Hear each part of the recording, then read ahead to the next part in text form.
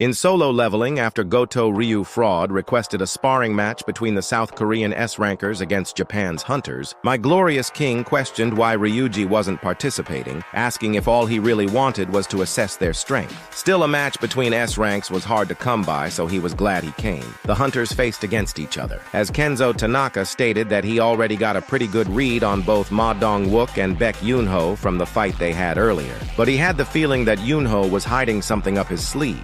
Muscle Mommy Kanai thought that since it was 4-on-4, her opponent was probably Mommy Cha, but Taegyu just hoped that they would go easy on them. Dong-wook activated Gigantification, telling them to get the match started, making Kenzo think that it looked like he preferred a battle of strength, saying that he liked how he kept it simple. Both of their fists suddenly clashed, trying to see who was stronger as both of them continued duking it out. Minoru suddenly rushed toward Taegyu, making him say that he was fast, stating that close combat would put him at a disadvantage. He materialized multiple arrows, saying that creating a distance was his specialty, launching them toward Minoru in an instant. He barely managed to dodge the attack, but his real target were his teammates behind, making Kenzo say that they needed Minoru to take care of the guy as soon as possible or things would get difficult. The chairman stated that the interior of the facility was fortified using essence stones of the highest quality, so an average hunter wouldn't be able to make so much as a dent on these walls. But the place had already been completely wrecked in the matter of seconds. He thought it was regrettable that they were only sending their youngest hunters into the battlefield, as Yoonho stated that their opponents were some of the most powerful S-ranks in the world, so they had to brace themselves and be prepared to not only grab their wrists, but break them if they needed to. Kumamoto thought that he was just wasting his energy, saying that he wouldn't follow these silly rules because he was too emo. And in the split second before he struck his behind, the cornball stated that the only rule he lived by was survival of the fittest. Yoonho managed to evade the attack, questioning why he hesitated when he had the intent to kill just now. He questioned if he was scared, as Kumamoto asked himself if he wasn't cut out to be a hunter since he hesitated once again. Yoonho couldn't tell if he had great judgment or if he was just a little bitch, questioning if his previous theory about fighting affinity being a requirement for awakening was wrong. It seemed like Ryu Fraud wanted to use them to test the Japanese hunters in order to see if they were prepared to fight against the ants. And if he was using him for his little test, he would give them a little taste of his true powers. Kumamoto was suddenly in shock, saying the look in his eyes had changed, stating that he was so scared that he just wanted to get out of there immediately. But Yoonho suddenly launched himself toward him, and while he was attacking him with his claws, he stated that he was nothing but a pathetic little bitch, saying that it was a pity how he was probably one of the strongest S-rankers around. Jongsu watched in utter surprise, saying that there were nothing but monsters here. His match with Hanakawa earlier was nothing but child's play compared to this, but Yuntae disagreed, shouting that he was cool as hell. A sudden explosion emerged out of nowhere, distracting Yoonho. Dong-wook had been defeated, as Kenzo stated that it looked like he was the stronger out of the two, making him say that he couldn't believe that he actually got drilled into the ground, saying that it was a first for him. Taegyu was then pinned into the wall in an instant, as Minoru stated that it seemed like he was the winner of this bout. With half of his team eliminated, Yoonho took in a deep breath, asking if they really thought he was an easier target than Mommy Cha, saying that they've truly underestimated him. At the other side of the arena, Kanai was being completely overwhelmed by Mommy Cha. She thought that she was just fast, but she was wrong. She couldn't read any of her movement patterns. Hunter Cha was nicknamed the Dancer. She was given this name due to the way she would swiftly unalive one beast after another as if she were dancing. But she banned the use of the name because she found it embarrassing, so there weren't a lot of people who still called her that now. Kanai attempted a counterattack, but Mommy Cha instantly struck right before her very eyes, blowing off her hat, as she then maneuvered right behind her, tapping her in the back, eliminating her from the match. She attempted to run over to Yoonho, seeing that he was being overwhelmed. But Kumamoto suddenly appeared right behind her, thinking that his teammates would be able to handle the Korean easily, so he should just focus on dealing with the female. But Mommy Cha turned around in the fraction of a second, pummeling his face with countless blows. Both Akari and Fujishima were in utter shock by her display of power, saying that she was like a Gatling gun. They questioned how many times she had punched him just now, saying they couldn't believe she hit him so many times in the blink of an eye. No one could have blocked an attack like that, except for my glorious king, of course. Mommy Cha started panicking, saying she did it out of instinct and didn't mean to beat him up. Kumamoto's face was covered in blood, as he had completely gone berserk. as Fujishima stated that once the guy got angry, he would see red turning into a completely different person. Kei added that he didn't simply turn into a different person, but he loses all sense of rationality, stating that a guy like that wasn't fit to be in a strike squad. You would never know when he would start acting out on his own, attacking his fellow teammates. Even though he was capable of clearing a B-rank dungeon all by himself, if he couldn't work with a team to clear one of A rank, then there was no point in him being an S rank at all. Ryu Fraud told the other hunters to stop him immediately if they saw that one of the Koreans were about to get seriously injured. But Hanekawa stated that now would be the best time to intervene. They couldn't even afford to compensate all of the damage he was causing.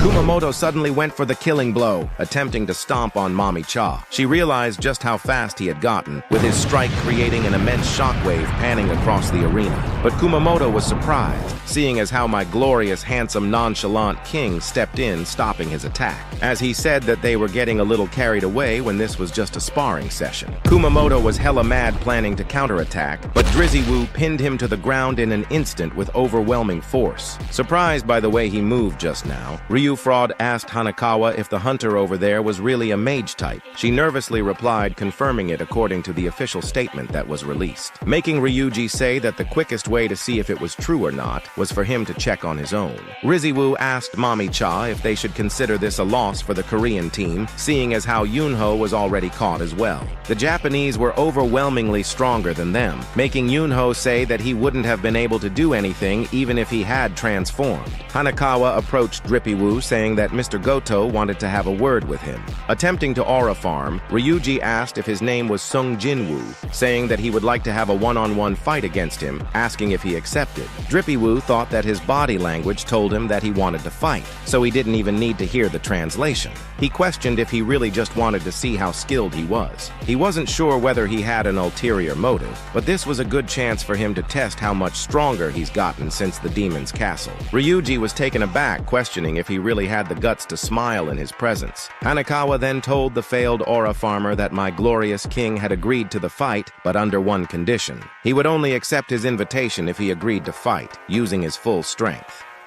Lim Tegyu questioned what the hell was going on. Ryuji accepted the condition, telling the S-rank healer Akari to heal anyone who ends up getting hurt during their sparring match, including he, who as he stated would be needing her assistance in a few minutes. Dongwook went on to say that he had guts for trying to have a match against Goto Ryuji. Mami-cha worried if he would really be okay, but she had remembered that he fought against an A-rank dungeon boss and over 100 high orcs all by himself. Baek Yunho then asked if she was fine being around all of these hunters due to her sensitive nose, but she replied saying she couldn't always be covering her nose, especially once they get to Jeju Island, and asked that since he was an acquaintance of Drizzy Wu, why wasn't he trying to stop him from accepting this fight? Yunho responded saying he would, considering his opponent was the Goto Ryuji, making Mami-cha ask what was the reason. He replied saying it was for the same reason as her, making her look stunned. They were both looking forward to seeing their battle. He thought that if Drippy Wu was really a hunter capable of leveling up, then he might have already become even stronger than the last time he saw him. Riziwu closed his eyes, telling Ryuji to get started. But Ryuji had already attacked in an instant as soon as he finished his sentence, creating a powerful blast of air.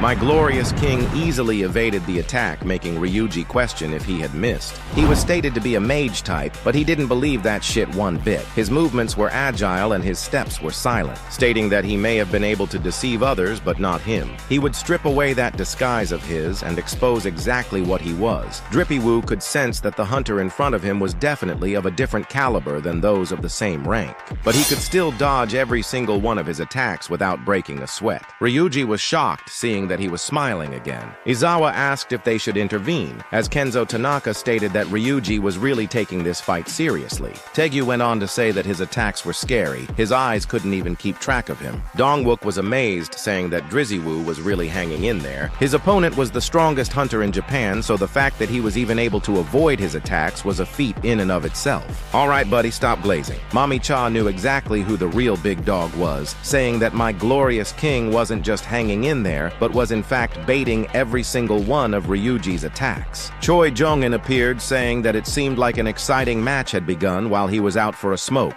Ryuji was surprised, seeing as he dodged his attack, questioning if he had gotten lucky again. He wouldn't be able to hit him unless he went all out, stating that he had changed his mind. He was going to unalive him. His strike managed to graze his left cheek, making the system warn him to be cautious since there was an enemy with murderous intent nearby. Rujii then hit him with a powerful blow, but he was suddenly taken aback, as my glorious king had easily blocked his silly-ass attack, giving him a menacing smile. He thought that if he kept playing around, he would end up receiving an urgent quest like he did with Huang Dong-suk and Kang Tae-shik. Rujii questioned why he was so strong, and to make it worse, he could have grabbed his wrist ending the match, but he purposely grabbed his hand instead. He asked if he was really trying to play around with him, making Drizzy Woo reply saying that he had no idea what he just said. But the game would have been over if he had grabbed his wrist, and he was sure he didn't want things to just end there. Both hunters suddenly charged toward each other with tremendous speed, shocking both Baek Yoon-ho and Mami Cha for just how fast they were going. But before both of them could make an impact against one another, the two of them were suddenly restrained in an instant by their respective teams using every ounce of their strength, as Kay activated one of his spells, creating a barrier between them.